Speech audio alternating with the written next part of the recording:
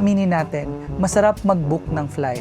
Pero yung stress bago ang flight, grabe, iba yung level. So, sino dito yung nasa airport na pero iniisip pa rin kung may naiwan ba sila sa kanilang mga bahay? If you're a young traveler waiting to explore the world without panicking, then welcome because this video is for you.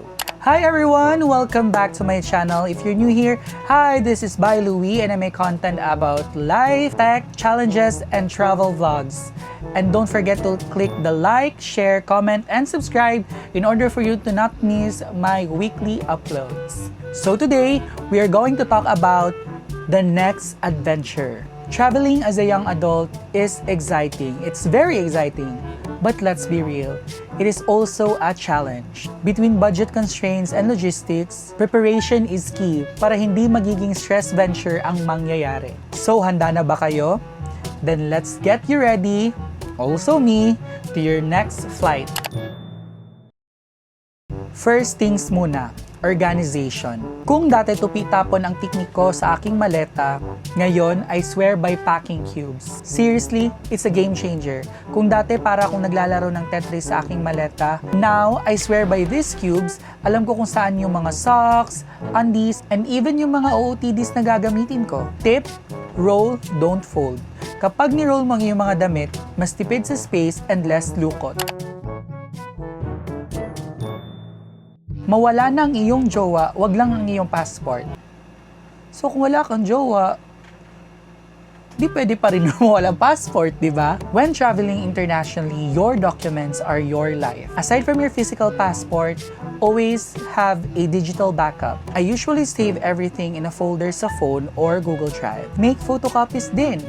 Keep one in your check-in or in your carry-on para kahit na anong mangyari, may rest back ka. I also use a dedicated travel wallet para hindi halo-halo yung boarding pass, cash, and cards. Now, let's talk about nightmares. Mawala sa ibang bansa nang wala kang internet. Nakakaiyak, di ba? Grabe, di ko ma-imagine yung sarili ko mawala sa ibang bansa na walang internet at non-English speaking country pa yung pupuntahan mo. Like, iiyak talaga ako, guys. Anyway, that's why getting an international SIM or an eSIM is priority number 1. Nowadays, super daling kumuha ng local SIM sa airport or better yet, get an eSIM for your phone. I personally prefer to get them in Klook kasi it's much cheaper than roaming. Just make sure that your phone is in an open line para iwas hassle. Set it up before the moment you land or kahit nasa airport ka pa lang. And boom, connected ka na agad for Google Maps and TikTok. Okay, real talk. Hindi mo kailangan ng 5 pares ng sapatos na dalahin. Ang bigat kaya niyan sa maleta. Golden rule, 2 pairs are enough. 1 for walking, and 1 is for a little bit dressier but still comfortable to wear. Wear your bulkiest shoes sa flight para tipid sa space. My go-to is a clean pair of white sneakers kasi bagay sa lahat. And also, dadalhin ko rin yung aking black loafers para may contrast ako. And bagay rin siya sa lahat. Preparation isn't just always about the fun stuff. It's about the what-ifs. Kaya pro tip, always carry an emergency kit. Inside mine, I have first aid. Paracetamol is a must. A heavy-duty power bank dahil hindi pwedeng malobat, and a small safety whistle or alarm. Para kahit na anong mangyari, alam mo sa sarili mo na may panlaban ka dahil prepared ka. Mas mabuti ng over-prepared kaysa mangyari ang mga pwede namang iwasang mangyari, di ba? Before we wrap up, here are some of my travel essentials para iwas gasto, iwas stress, at iwas lahat ng negative vibes. Okay? For first one, I have here collapsible silicone water bottle para iwas gasto, bili ng water. Okay? This is 700 ml. And what I like about this, pag naubos, pwede mo siyang i-fold, pwede mo siyang i-collapse, and ilagay sa iyong bag. Tapos pag may nakita kang water dispenser and it's free, then you can definitely get it from your bag lagyan ng tubig, close, and then you can hang it in your bag, di ba? Para very easy, very eco-friendly, and most importantly, very tipid.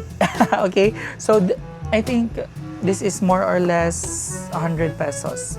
Next, I have here the Omni adapter. I don't know if anong tawag dito, but this is very helpful pag when traveling abroad because yung mga saksakan nila doon, guys, iba-iba. Ang maganda dito, meron na siyang for this one.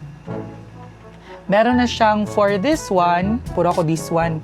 Meron na siyang 2 ngipin, 5 ngipin, and meron din siyang 2 ngipin. I bought this one because this was very helpful nung pumunta kami ng Hong Kong last January 2025. So, if you did research enough about the country that you're going to, then you must know na ang kanilang mga saksakan ay iba sa atin, okay?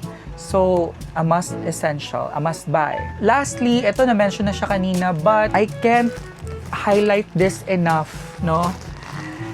The travel pack or the travel cubes, very helpful. So, you know how this works, you know what's the purpose of this. Please get yourself a packing cubes because you don't want to get packed by the cubes. Before we wrap up, here are some quick hacks. Use a binder clip to protect your razor or put a shower cap over your shoes bago ilagay sa bag. Also, tech gadgets like noise-canceling headset or universal adapters are lifesavers. Speaking of hacks, what is your number 1 travel tip? Comment nyo naman dyan sa baba. I'd love to learn from you guys. Travel is more than just the photos we post. It's the memories we make. And mas maganda ang memories kapag hindi tayo stress sa mga gamit natin. Preparation is always part of the adventure, guys. I hope these tips help you feel more confident for your next flight. Let's build a community of smart travelers here. Don't forget to share your stories in the comment section below. So that's it for today's vlog. Don't forget to click the like, share, comment, subscribe, and see you on the next one. Bye! PS, if nakita niyo yung post na ito, then, nakapasa ako sa immigration. And nasa Thailand na ako, guys! Abangan next week. Bye!